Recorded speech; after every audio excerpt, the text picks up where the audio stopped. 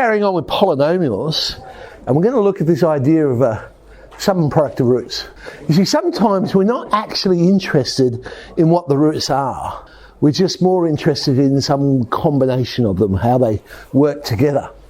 Start with just looking at quadratics.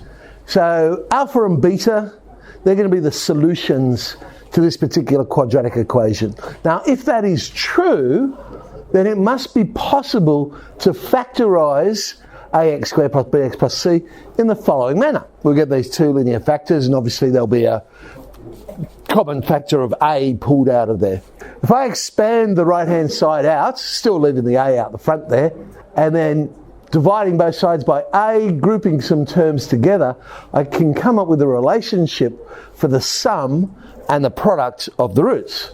So equating the coefficients, we know that the sum of the roots, alpha plus beta, would be minus b on a, and the product would be c on a. So if I now know the actual solutions to a quadratic, let's say it's 2 and negative 3, then I can recreate the quadratic. And all I've got to do is say, well, hang on, the sum of those roots is negative 1, and the product of those roots is negative 6, so therefore the quadratic must be x squared plus x minus 6, because it's always going to be x squared minus the sum of the roots, and then at the end we'll have plus the product of the roots. That saves time, because I guess the other way I could have done it is I could have simply written it as x minus 2, x plus 3 and expand the whole thing out. That's a little bit quicker. The advantage is, of course, when the roots aren't rational, you get something like that. You might have had a quadratic equation, you came up with 2 plus or minus root 5. So now we know they're the answers. What's the equation? But the beautiful thing about conjugates, when you add them, the irrational part cancels out, and when you multiply them, we get the difference of 2 squares, so again we end up with a rational number. So my quadratic for this one would be x squared minus 4x minus 1 is 0. That one certainly is a lot quicker, because if you have to expand out when you've got like 2 plus root 5, it just takes longer.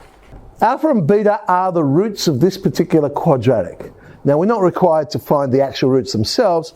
Again, we're just interested in this relationship. What would alpha plus beta be? Well, minus b on a, so 3 on 2. What would alpha times beta be? Well, c on a minus a half.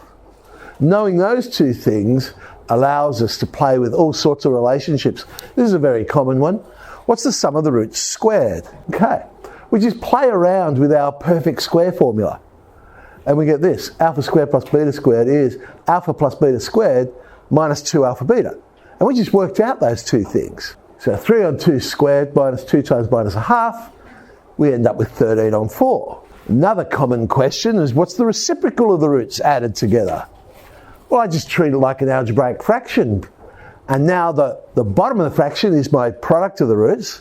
The top of the fraction is the sum of the roots. And lovely, those denominators will cancel. We end up with minus 3. Minus 3. We're told one of the roots is double the other. What would the constant number end up being in this equation? So instead of letting the roots be alpha and beta, I know a bit more information. I'm going to call them alpha and 2 alpha. So the sum of the roots now becomes 3 alpha. The product of the roots would become 2 alpha squared. I can work out what alpha is, plug it into the other one, and we end up with m is 8. So we know the constant is 8. Okay, so that was quadratics. But we can push that idea through to any polynomial. So quadratics we just looked at, we saw the sum of the roots was minus b on a, product of the roots was c on a. Okay. What happens in a cubic? Well, amazingly, it's the same thing. Sum of the roots, but there's now 3 roots, is still minus b on a. Product of the roots, well, we don't call this product of the roots now, we call it sum of the roots 2 at a time. So all the possible combinations we could have. So alpha, beta gamma, but that'll still be c on a, and then the product of the roots is now when we have 3 of them multiplied together, that now becomes minus d on a. If we had a quartic, sum of the roots is still minus b on a. Sum of the roots taking all the possible pairings that we could have, and we've got 6 possible pairings there, c on a. But now when we take them 3 at a time, there's 4 different possibilities we could have there, and they would add together to give minus d on a. But now we have all 4 multiplied together, and we get e on a. In fact, we could generalize that idea for every possible polynomial. So long as we make the leading coefficient a. So we make that a and just keep going down b, c, d, and we hope it's not more than the power of 26. Well, we're going to run out of letters there. Oh, maybe we could end up using a different alphabet with other symbols. Shorthand way of writing all the roots out is to simply use our capital sigma, which means sum, and then we just write alpha, the first root. So the sum of the roots 1 at a time will always be minus b on a. If we take them 2 at a time, they'll always be c on a. If we take them 3 at a time, it'll always be minus d on a.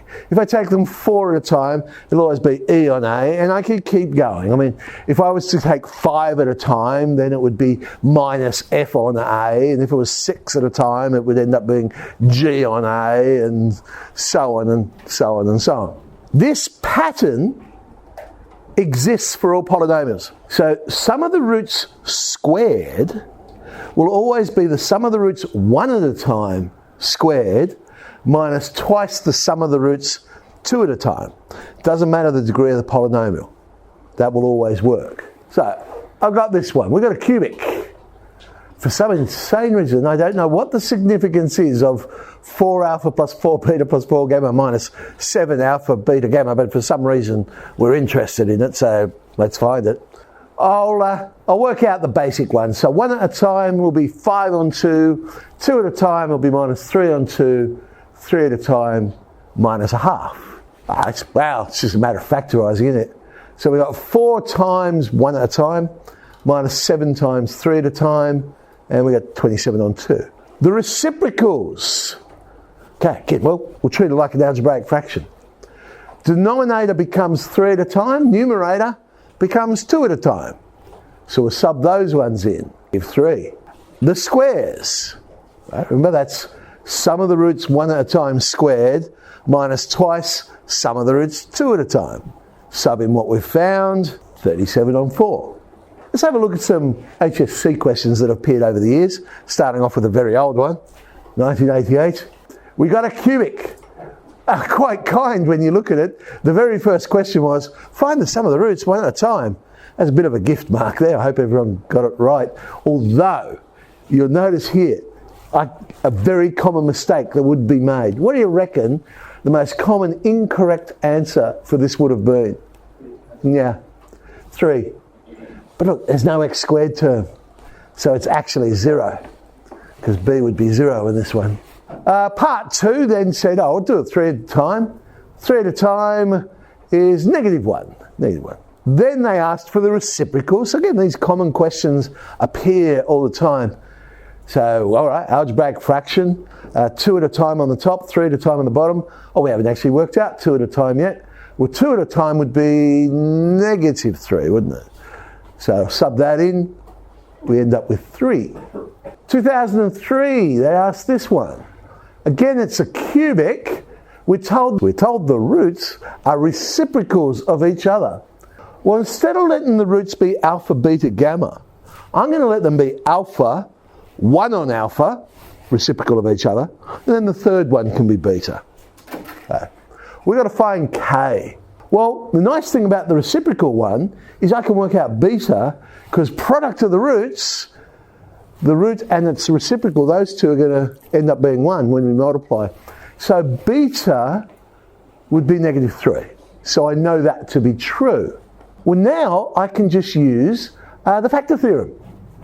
If minus 3 is a root, I know when I substitute it in, I should get the answer 0. So if I sub negative 3 in, I can solve that and work out k. There's k, 13.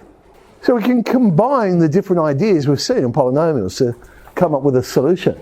2006, another cubic. R, S and T are real numbers. They're telling us the zeros are 1, alpha and minus alpha. What's the value of R? Well, if I look at the sum of the roots one at a time, the alpha and the minus alpha are going to cancel. So we get r straight away. R's negative 1. Find the value of s plus t. So they're not interested in what is s and what is t, just what are the two things added together. Let's play around with that one. Sum of the roots 2 at a time. Let's work out an expression for that. So we'll get 1 times alpha, which is alpha, 1 times minus alpha, they're going to cancel. But then I get minus alpha squared. So I've got s.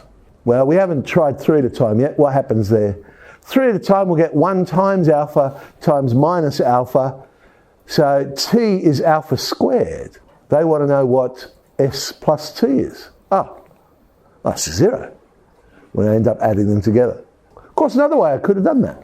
Polynomial 1 is equal to 0. They told me 1 was a solution. So if I sub 1 in, I know I'll get the answer 0. So 1 plus r plus s plus t is 0. Hey, we worked out r was negative 1. So I can sub that in. S plus t is 0. I mean, there are different ways of approaching problems. Which one's quicker? Oh, I don't know, really. Which one do you reckon is quicker, the first way or the second way? You reckon the second? All right. So T12, we shall play around with the relationship between the roots and the coefficients of the polynomial.